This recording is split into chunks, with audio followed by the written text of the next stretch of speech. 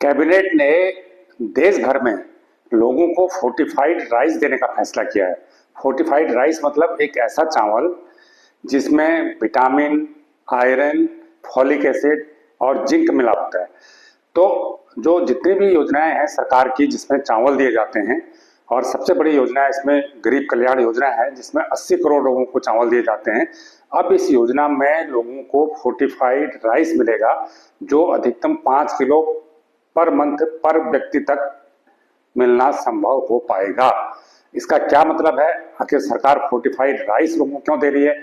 देखिए, जो national family health के सर्वे हैं वो बताते हैं कि देश में बड़े पैमाने पर बच्चों की ग्रोथ नहीं हो पा रही है और उनका कद नहीं बढ़ पा रहा है। वो उनका कद ठीक ना हो रहा है, वो बौने हो रहे हैं, उनमें बौनापन आ रहा है।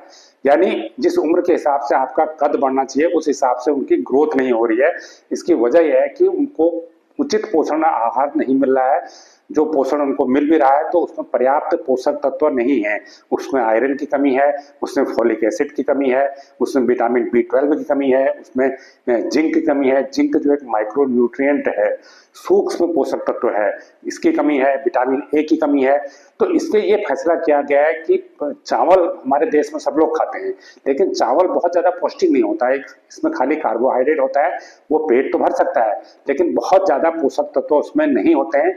इसलिए चावल के जरिए अब लोगों को पोषक तत्व खिलाए जाएंगे।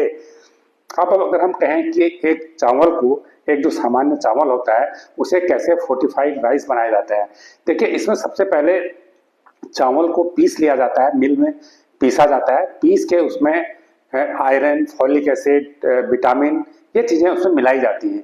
उसमें मिलाने के बाद जब उसको सब चीजों को मिला लिया जाता है, फिर से चावल को एक नई मशीन में डाल के चावल के दाने के आकार में परिवर्तित कर दिया जाता है और उसके बाद उसे पैकेट में पैक कर दिया जाता है। मान लीजिए आपको 1 किलो फोर्टिफाइड राइस मिल गया, तो इसको आप थोड़ा थोड़ा जो दूसरा राइस है उसमें मिला के, जो सामान्य राइस है उसमें मिला के पका के जब इसे खाएंगे तो आपको फोर्टिफाइड राइस की आपूर्ति होगी, आपको विटामिन की आपूर्ति होगी, उनको आयरन की आपूर्ति होगी, जिंक की आपूर्ति होगी, विटामिन B12 की होगी और विटामिन A की आपूर्ति होगी।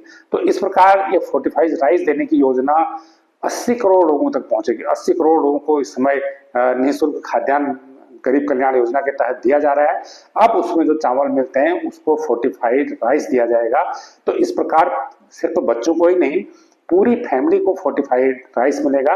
और महिलाओं में हमारे यहाँ 25 से 30% महिलाओं में खून की कमी है, पुरुषों में भी खून की कमी है, पुरुषों में थोड़ा परसेंटेज कम है।